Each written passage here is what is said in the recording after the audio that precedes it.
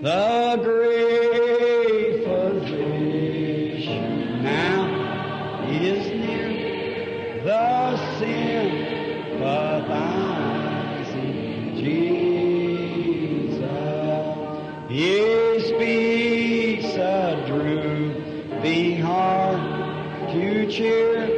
Oh, hear the voice of Jesus.